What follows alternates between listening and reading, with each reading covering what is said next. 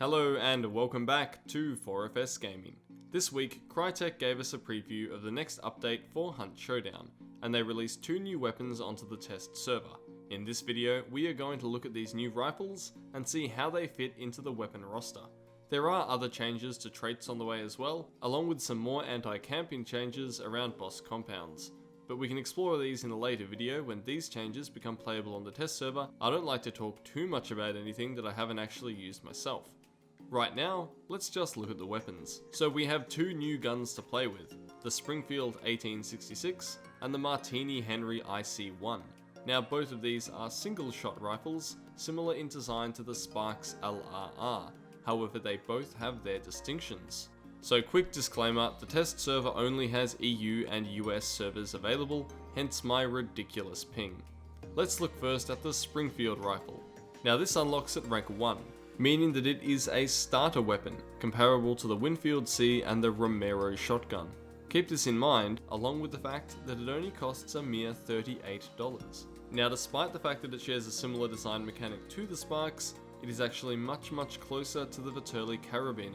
It uses medium ammo, which is great because the game has been severely lacking medium ammo weapons, and it deals comparable damage to the Carabiner shot up close, dealing 132 to the chest at 10 meters.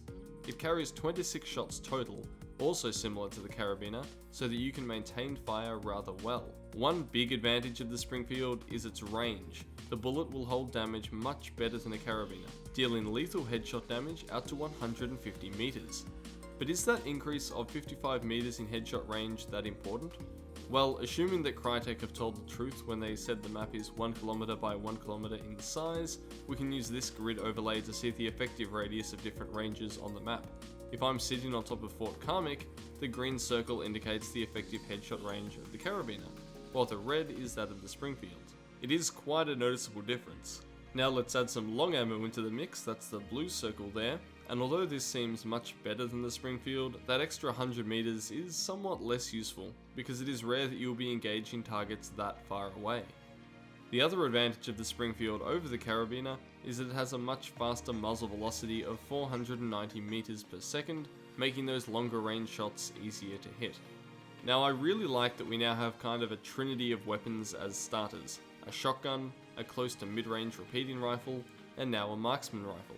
It's a really great niche and one that it fills very well.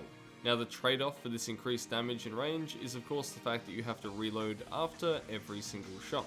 The reload is pretty snappy though, only taking 2 seconds. So if you consider that it takes the Carabiner 1.4 seconds between shots anyway, you start to see how this really isn't that much of a problem unless you are being rushed and the enemy is right in your face. Overall, I think most players will still prefer the Viterli Carabiner for its rate of fire, but the Springfield is certainly going to be a highly competitive option at the low levels for players who prefer to save money and keep their distance. Okay then, so what about the Martini-Henri IC1? Unlocking at rank 16, this long ammo rifle is much more comparable to the Sparks LRR. It trades a significant amount of muzzle velocity and a small amount of damage for a 25% faster reload at 3 seconds, and hence a much faster fire rate. So how does it stack up? Well, at closer ranges, the Martini-Henry should outclass its big brother.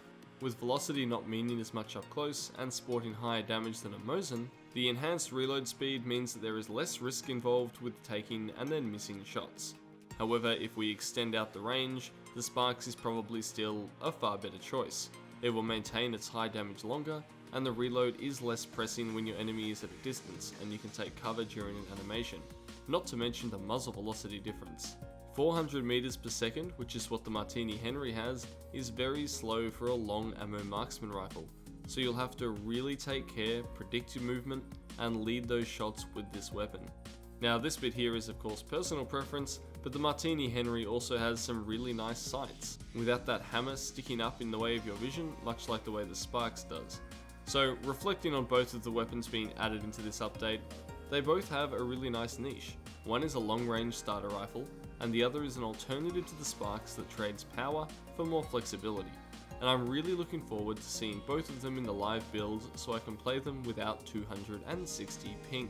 Please let us know what you think of these new additions in the comments below, and subscribe to keep up to date with news, tips and tactics for Hunt Showdown.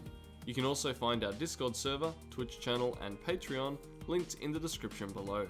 Thank you so much for watching. This is Ascendance from 4FS Gaming.